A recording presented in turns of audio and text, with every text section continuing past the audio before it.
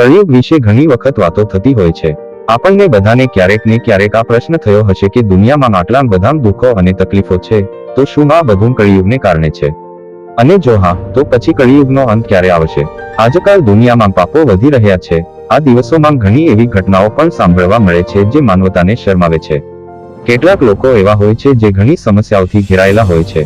આવી સ્થિતિમાં લોકો દરેક પળની રાહ જોતા હોય છે કે ભગવાન તેમના દુઃખને દૂર કરવા માટે પૃથ્વી પર ફરીથી અવતાર લેશે, ત્યારબાદ કળિયુગનો અંત આવશે। કળિયુગના અંતની વાત કરીએ તો વિષ્ણુ પુરાણમાં તેનાથી સંબંધિત અનેક રહસ્યો જણાવવામાં આવ્યા છે।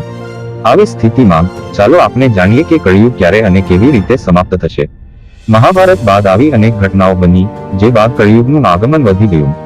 શ્રીકૃષ્ણ માનવ દેહ છોડી વૈકુંઠ જતા રહ્યા, પાંડવો સ્વર્ગમાં જતા રહ્યા અને યદુવંશ કુળનો નાશ થયો। આ ઘટનાઓ પછી પૂર્વ 3102 માં કળિયુગની શરૂઆત થઈ। આમ કળિયુગ શરૂ થયાને 5126 વર્ષ વીતી ગયા છે। પુરાણો અનુસાર કળિયુગ 4,32,000 વર્ષ સુધી ચાલશે। કળિયુગના 5126 વર્ષ વીતી ગયા છે અને હજી 4,26,882 વર્ષ થયા છે।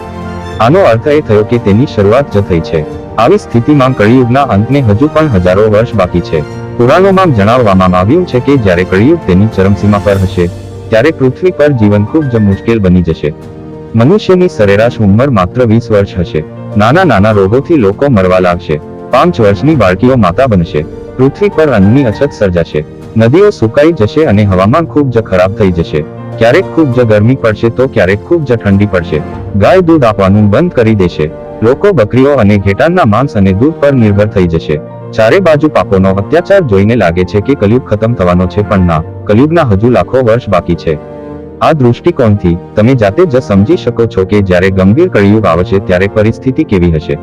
પુરાણોમાં કહેવામાં આવ્યું છે કે પાપ જ્યારે ચરમ પર હશે ત્યારે ભગવાન વિષ્ણુ કલ્કી અવતાર લઈને આવશે।